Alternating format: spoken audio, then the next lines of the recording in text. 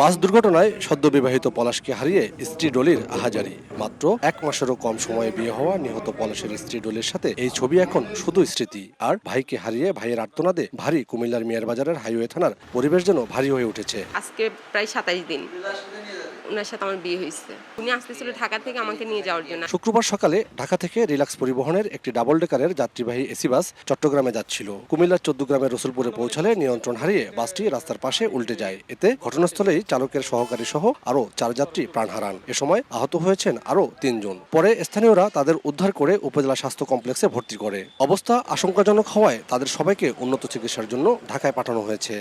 বেশ কয়েকবার কি বলবো ডান বাম করে চালাইতেছিল, রাফ চালাইতেছিল। একটা পর্যায়ে এসে হুট করে গাড়ি উল্টাই দিছে। আমার একটা তালতা ভাই ছিল আর আমি ছিলাম, আর একটা তালতা ভাই ছিল। একজন মারা গেছে, আমরা দুজন বেঁচে আছি। সেটা আমরা গাড়িতে কিভাবে বের হয়েছি, আমাদেরকে কে উদ্ধার করছে সেটা কিন্তু আমরা জানি না, দেখিনি। গাড়িতে ঘুমিয়েছিলাম না, গাড়িটা কীভাবে অ্যাক্সিডেন্ট হয়েছে সেটাও কিন্তু দেখিনি। যাত্রীরা বলছে গাড়িটা নাকি যশোর থেকে আসছে ঢাকা চিটাগাং কক্সবাজার লাইনে গাড়ি ছট, তো টুপলেট গাড়িগুলা ছটের কারণে ওই গাড়িটা এখানে দিয়ে দিয়েছে বোর 5টি বে। নগদে 500 টাকা বা তার বেশি পেমেন্টে পেতে পারেন ঢাকায় জমিসহ 20 কোটি টাকার পুরস্কার। ঘুমন্ত অবস্থায় বাস চালানোর কারণেই এই দুর্ঘটনা বলে জানিয়েছে হাইওয়ে পুলিশ।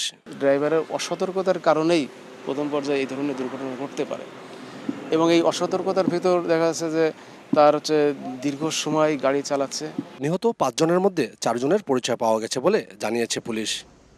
ইতিহাস সজল, সময় সংবাদ, কুমিল্লা।